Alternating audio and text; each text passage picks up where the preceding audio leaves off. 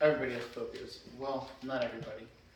12.5% of people do have a phobia, and 3% of people have a phobia towards reptiles.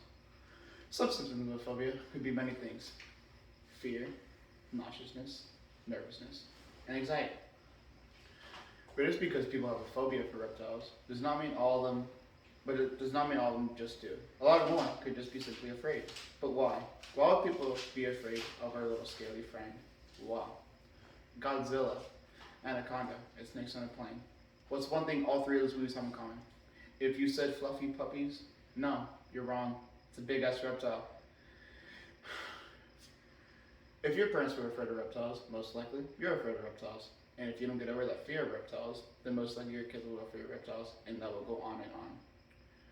Phobias and fear is taught. People could also be taught different knowledge to fear reptiles as well.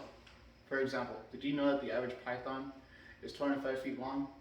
That was according to NHN.org. And because of a python being 25 feet long, they can indeed swallow you whole. In the National Geographic, Rachel Bailey made a study on king cobras in India. Her study concluded that if you let the king cobra alone, it would be docile, but if you approach it, that's when it would start getting angry. But because, thankfully, we don't have king cobras in California, we have rattlesnakes, which is not as great. You guys would see rattlesnakes if you go hiking. You would see rattlesnakes on the trail or on the cement. Rattlesnakes and other reptiles are cold-blooded, so naturally they would be basking on the cement to get heat.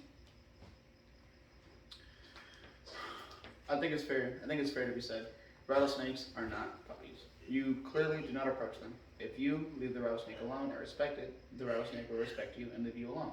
That's just the way of nature. Also, according to National Geographic, there are 30 different kinds of snakes.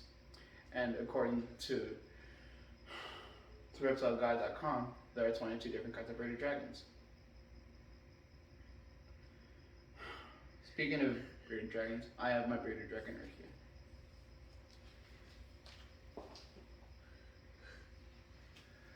The kind of relationship that we have is he sees me as a way of food, and he respects me for that. He sees me as a way to get food, and I see him as my pet, and I enjoy him because of that. We both respect each other, and that's how we go. The people could also have bad experiences with reptiles, especially if you don't know how to handle one. For example, when my little brother first got his first reptile, sadly, he got bitten. But that was just because he didn't know how to handle the reptile. Because he didn't know how to handle the reptile, he was just bad at being able to handle it. He got bitten, and it hurt him a lot. Not only did it hurt his finger, it also hurt his feelings.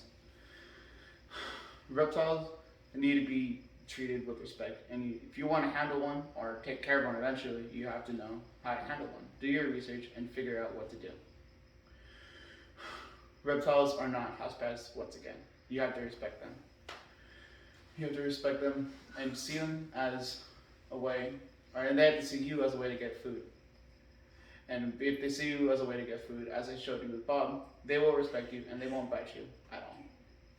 But that doesn't mean that that if you see a reptile, you should be, oh hey, I should pet and give it food. No, God no, don't do that. If you see a reptile on the trail, then you leave it alone because that is a wild animal. It is not a pet like my pet Bob. They are animals, and if they get alarmed, they will bite you, and it will hurt a lot. In conclusion, reptiles are beautiful animals. You just have to learn to respect them and understand them. Thank you.